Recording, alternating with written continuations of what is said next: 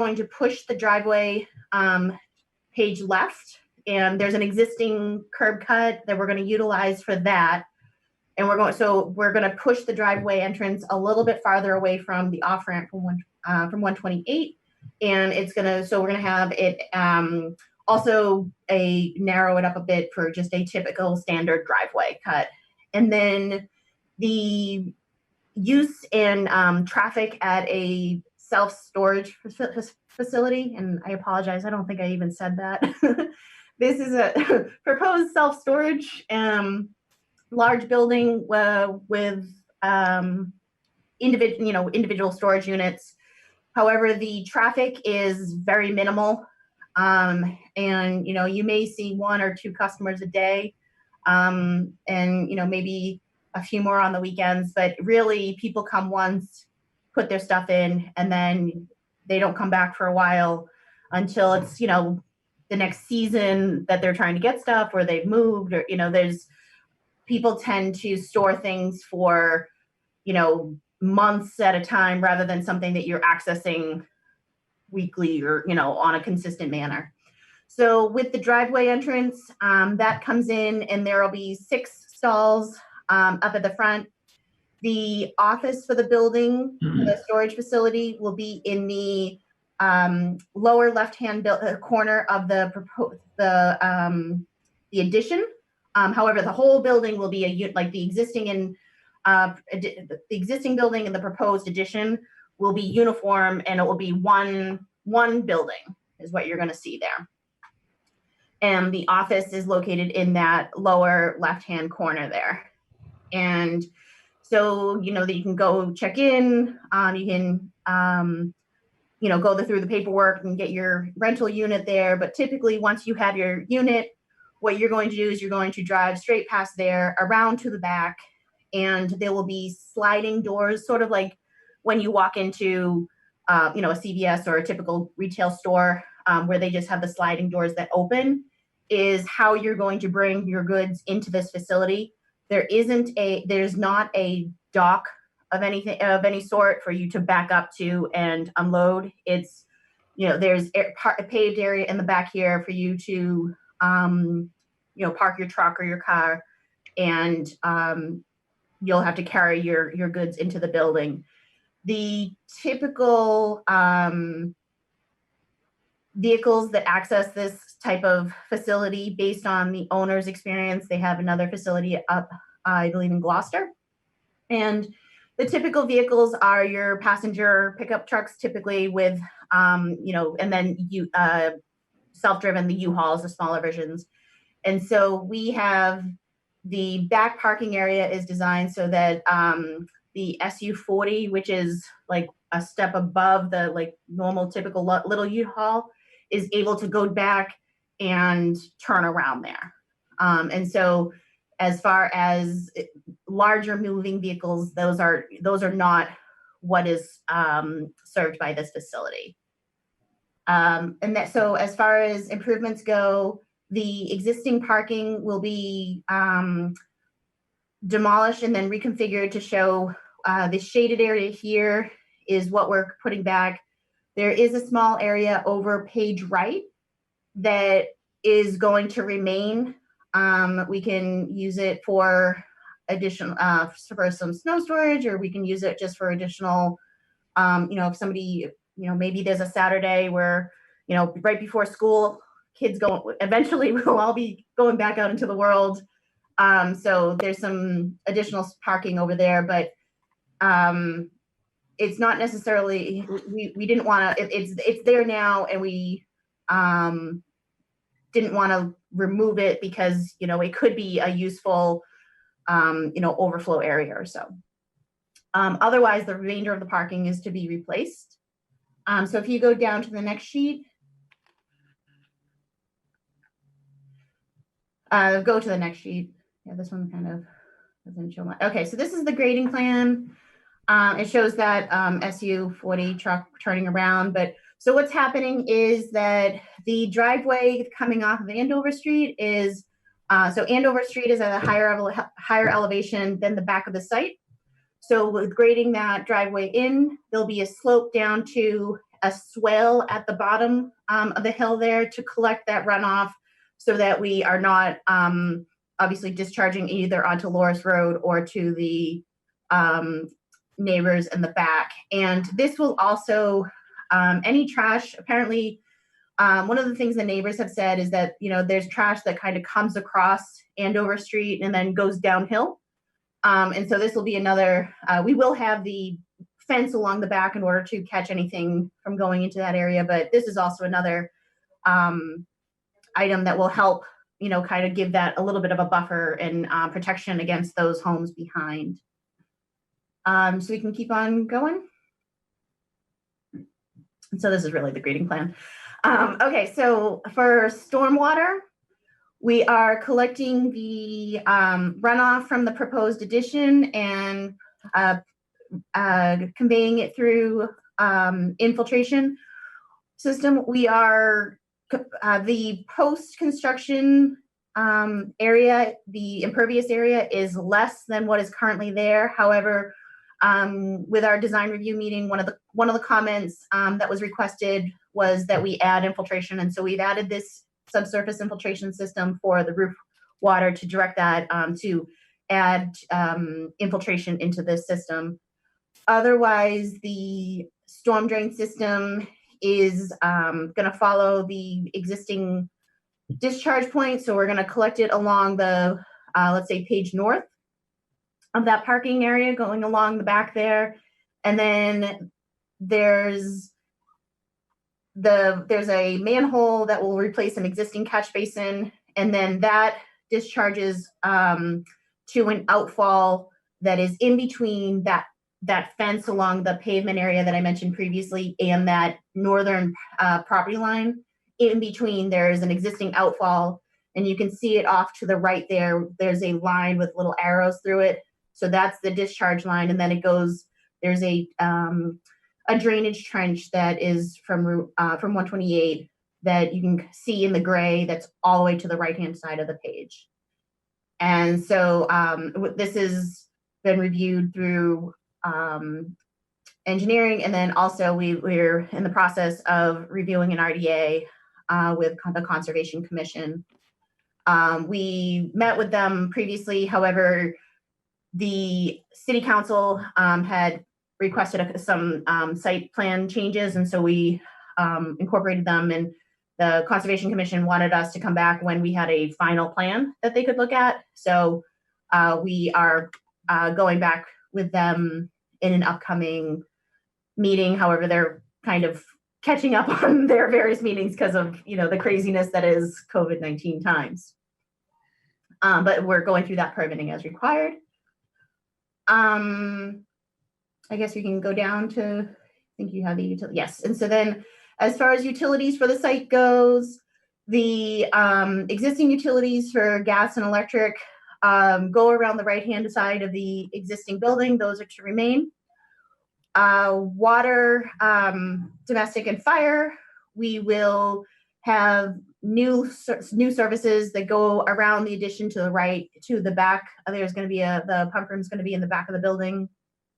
And then the existing sewer system goes out to the back of the site to a pump station. The existing pump station is located under where we're showing the proposed infiltration system. And so we're going to put in a new line, a new pump station, and then pump to the existing connection to a manhole in Andover Street. And so that's being coordinated through engineering and DPW as required as well. Because we have, because we're closing off that driveway entrance, and where we have a little bit of, we're putting ADA ramps on either side of our proposed driveway, we will have to go for a Mass DOT permit as well, because obviously we're doing work within the right of way there. So we'll have that permitting process ahead of us. But as far as the city goes, we got a zoning variance. The front setback, the existing building is only 30 feet setback, and I believe it's supposed to be 40. And so we have we were approved for that variance through zoning. I apologize. My mind is going blank on city council of what we were approved from there. So I apologize for that. There was the special permit because Thank you. There was by right as part of your original special permit back in the day for Borders Books, I believe. Any change in use had to go in front of city council. That's what it is. Thank you. Just complete blank for the moment there. So we have that approval through city council. So we're here looking asking for your approval, and then timing wise it just worked out that we were trying to get obviously Conservation Commission before you guys. However, timing unfortunately that didn't work out. So as far as comments from the city engineer goes, we revised there was some infiltration questions that he had. We revised that. A couple, he wanted us to add materials for fire lines. We did that, add a couple of sections for the swale. There are some items to be coordinated between now and building permit. We have to do the soil testing, and I think there's hydrant testing.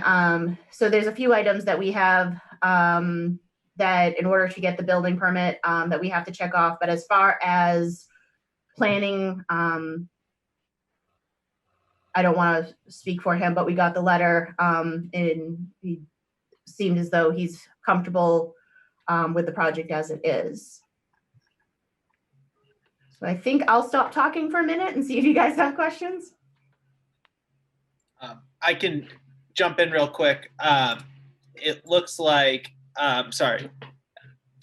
Will Pollitt previously sent a message out, correspondence to everybody. It was sent to all of you, and I've spoke to Will about the project, and Will mentioned that there's a couple things that he, which needs to speak to Ms. King about, but that generally overall, he felt that the project works. Drew. Yes. Is Ms. King in possession of the May 20th memo? Is that what she's referring to from Will Pollitt? Yes. Okay. That's going to be important in a while. Judy, I see your hand, but just one quick question. Suzanne, I tried to, does Eric want to speak as well? I tried to allow him to talk, but it looks like his Zoom is a little older. Or are you just presenting? I think I'm not. Eric, do you want to speak? I think Eric is here for, just kind of making sure, understanding what's going on and, kind of listening to what's happening. Okay, and I'll just explain to the board. Eric Loacano, who's also in attendance. He's the owner of the building and the property. But Mr. Chairman, Judy has her hand raised on Zoom, I believe. I do. Go ahead, Judy. Mr. Chairman, I wonder if we might look at two additional pieces of information. One is the landscape plan and the other is building elevations. So I think the landscape plan might be in part 2. Okay. Sorry. I'll reshare my screen quickly here.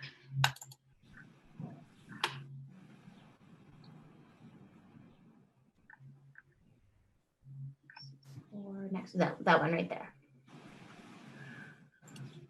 Can you bigify it, Drew? No, they're much better, much better. Thank you. And Mr. Chairman, I'm wondering who reviews the landscaping plans for compliance with zoning? Can you answer that, Ms. King? That would fall under the building inspector Okay, thank you. to make sure that they meet zoning, which Al has reviewed this project. And I know, Suzanne, you spoke with Al on it, but they'll have to make sure that this conforms to zoning before they finalize it. Thank you. Do we have an elevation view?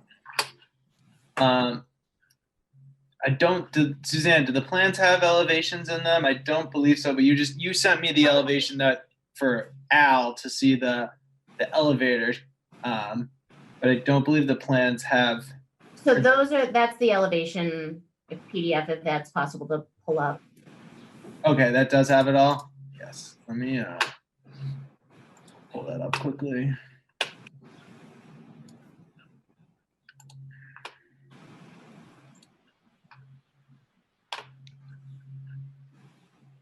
And I guess while you're pulling that up, I should have also stated that in the beginning of design, we did have a few meetings with the neighbors and, to get their input. They are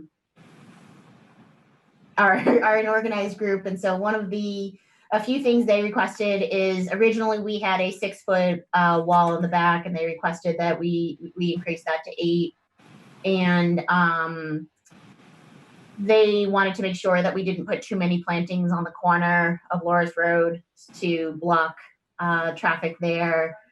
And they wanted to see elevations of the building because they didn't want it, going up any higher. So there were a few items that we talked to. A lot of it was more explaining the project. I think there's a project and kind of nervous, but once we really explained what the project is, I think the 4 floors kind of was worrisome to them because they thought the existing building is 2 stories, so they thought it was going to go up higher, but it's not. And so as you're seeing the elevations right here, so the first one is looking at the building from Andover Street. I'm here too. Oh, Andy. Relations. So, all right, I guess I'll hand it over to, so Andy Graves is also with BL Companies, and he's the lead architect on the project. Yeah, as Suze mentioned before, the Borders Bookstore is 2 stories, while our building is actually 4. Technically, from a building code point of view, it's actually 3 stories because the ground floor, which is walkout, as Suze explained earlier, is actually a basement. So our first floor aligns with the first floor of the bookstore. And then we have 3 stories that are in alignment with the 2 stories of the Borders books because our floors are so low. So on the Andover Street side facade, we're matching the parapet heights. So the facade continues across the building. And because there's no real windows into these buildings because it's just interior storage containers, the goal was to make it look like a 2-story building on the front visually, even though it's 3 stories inside.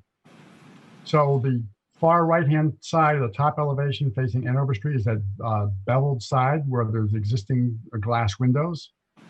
In the center of the building, and it's a little small here, but that's the joint where that bay of center windows in the middle of the facade is. That's where the new joins the existing. And we added metal panels on the existing facade and then on the new facade to tie the 2 facades together. We're going to match the existing brick veneer that's on the building now. So they both look the same. And then to the far left of that top elevation, the south elevation, that is the office area, and there's going to be a glass office, and that's where people would enter the site. And so that sort of flags the entrance, and there's a large sort of canopy on that side of the building to protect and people who enter the office area. The next elevation is the north. This is what's facing the tenants. You can see the change between the brick and the metal panel. That's the change between the new existing. So here we just kept it simple. It's facing sort of trees and a wooded area in the back, but we are wrapping the brick all the way down Loris and returning it on, you can see that brick return on the far right-hand side of that north elevation. The 2 bottom elevations are the east and the west. The east is facing the off-ramp on 128. That's the existing Borders bookstore. And then to the west, this is what's facing Loris. This is the office. You can see the entrance doors. We're continuing the same architectural feature that was on the front facade. We're wrapping that cast stone band around the side of the building. So the front 3 sides, the 2 sides in the front of the building all are sort of matching the same feeling and touch as the existing Borders store. That's the basic architectural goal, was to pick up on that existing masonry facade. They did ask us to show the elevator tower, which you can see an actual elevation. When you're on the site, it will never be visible because it's so far back in the building, but it sticks out about 4 feet above the new parapets and existing parapets. Any other Any questions about that? I have a question, Mr. Chairman. I didn't quite follow on the facade facing Andover Street. What are now windows in the Borders Books configuration shown in the gray on the rendered elevation? What are those building materials? Those are metal panels. Okay. Thank you. Anybody else? Question? Matt? Yeah, just wanted to thank you, Mr. Chairman. Just wondering if we have the latest set of plans, just kind of looking at the dates. Looks like we're looking at a plan set earlier, the site plan review from March. Even though, DPS's letters were dated April and May. I was just wondering if the plans have been updated since that time, Suze? Yes, the plans you're looking at have a revised date of 4/30. So Matt, the plans that I was showing were in your packet. They were the revised plans. That was the plan that Will Pollitt reviewed and provided his letter on. Okay. The Thank you. 430 ones. The original ones were the ones from March that were originally submitted, and then those went before construction review. And a construction review comments were made, and then they went back, revised those plans, and provided those new plans that were in your packets. Okay, so our online set isn't updated. Yep. Mr. Chairman, Yes, Mr. Ford. just as a matter of procedure, I'd like to officially receive this late ad from DPS regarding 151 Lowell Street, or I'm sorry, Andover Street. Second. All those in favor? Hi. We have a roll call, please? Sorry, John made the motion, and Judy, did you second? Nope, Attorney Diane. Cooper, second. Sorry. Okay, roll call. Miss Otto, Yes. Mr. Ford, Yes. Mr. Feld, Yes. Mr. Yes. Simcoes, Yes. Mr. Gonzalez, Yes. Mr. Arvanites, Yes. Mr. Gagnon, Yes. Miss Cooper. Yes. Okay. It's in.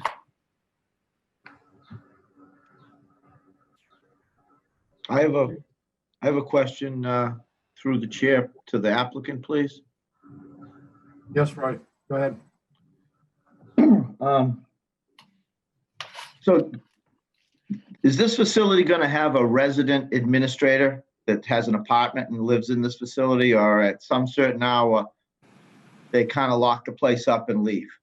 That how that goes? No, there's no on-site resident administrator. They're typical employees, typically 2 employees who man the office and the security cameras that are in the office, and they keep normal business hours. Okay.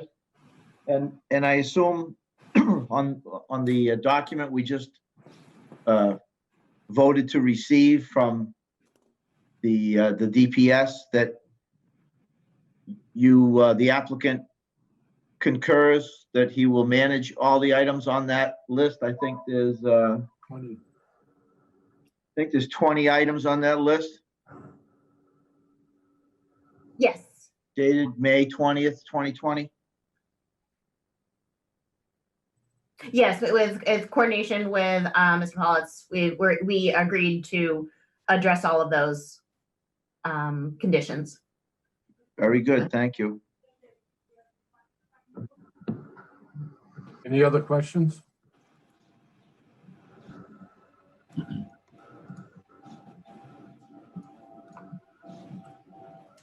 Drew, without can we take a motion before the conservation and has looked at this, or? We could vote that this is approval contingent upon, the DPS memo, or you can vote that this is approved based on contingent on the DPS memo and approval by Conservation Commission. I think you could add that. I mean, they're going in front of. Except Suzanne, you're not going for. You said you filed an RDA. Correct. So they're not looking for approval. They're just looking for a determination if they need to file an NOI or not. So I think you could approve contingent on satisfaction of Conservation Commission, because the Conservation Commission could find that this isn't applicable to the Wetland Protection Act and not make them file anything.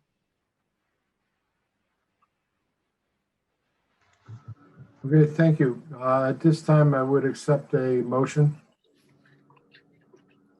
Mr. Chairman, I would move to recommend permit to issue with the condition that the developer address, correct, modify, or rectify items enumerated 1 through 20 in the Department of Public Services memo from Mr. Pollitt, city engineer, to the board dated May 20th, 2020, pertaining to the development of 151 Andover Street.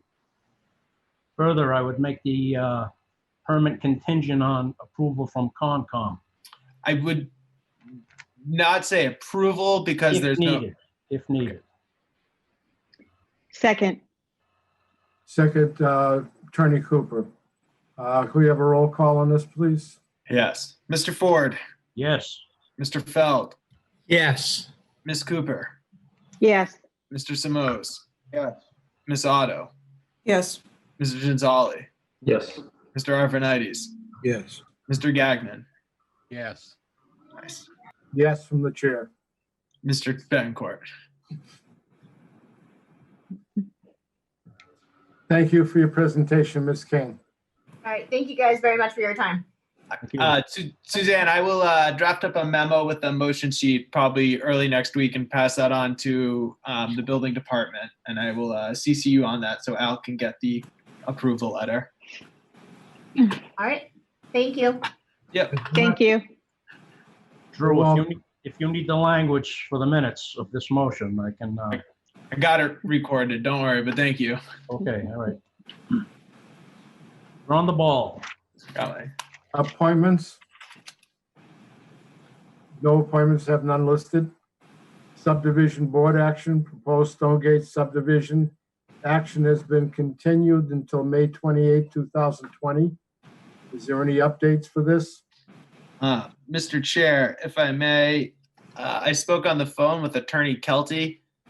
He was planning on being here this evening, but he has a prior engagement, so he cannot make it this evening. And rather than try to rush a presentation, he mentioned to me that he'd like to come to the next meeting to present on this. I sent to everybody this afternoon, be considered a late ad, a request for continuance that will put us out past the next week's date.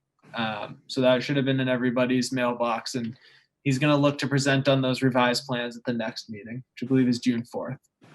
Yeah, what is- Mr. Chairman, move to accept correspondence from Attorney Kelty dated May 20th, 2020 regarding a continuance regarding Stonegate definitive subdivision plan. To what time frame? I'm just accepting the correspondence at this point, but I can also put in my motion also to continue the matter to June 4th, 2020. I believe it's June 11th, is it? The time to act is June 11th. Extension of, if we grant an extension of time to June June 11th. 11th. Thank you. I'd like to amend my motion to extend the approval to June 11th, 2020. Second, Second, Mr. Ford. Roll call, please. I am noticing now that I'm doing this out of your order here, but I will start. Mr. Ford, yes. Mr. Feld, Yes. Ms. Otto, Yes. Ms. Cooper, Yes. Mr. Simoes, Yes. Mr. Arvanites, Yes. Mr. Gagnon, Yes. Mr. Gonzalez, Yes. And the chair, yes. Mr. Bancourt. Correspondence, Salem Zoning Board Appeals Notice. Anybody have any comments on that? I reached out to Salem about this. This is actually for a subdivision that's taking place kind of close to the PBD line. It's I believe it's actually the same applicant in front of us for Stonegate, Mr. DiBiase. It is I believe it's an addition on a subdivision that's already getting built, but it is actually it's near the one that they brought in front of us, a preliminary plan. But I reached out to Salem, and I have those plans from Salem if anybody would like to see them. Dr. Otto? If you wouldn't mind posting them and sending us a link, I'd take a look. Yeah, I can forward them. Thank you. Anyone else? Any comments? Any matters properly before the board? Do you have anything, Andrew? I do not. No. You do not? This time I'll accept the motion. Mr. Chairman, move to adjourn. You have a Second. Second, Dr. Otto. Okay. This will be roll call quickly here. Sorry, here we go. Dr. Otto, Yes. Mr. Feld, Yes. Mr. Arvanites, Yes. Mr. Gagnon, Yes. Ms. Cooper, Yes. Mr. Samos, Yes. Mr. Francios. Nope. Retired. Absent. Mr. Ford, Absent. Mr. Ford, Yes. Yes. Mr. Bancourt, Yes. Mr. Gonzalez. Yes.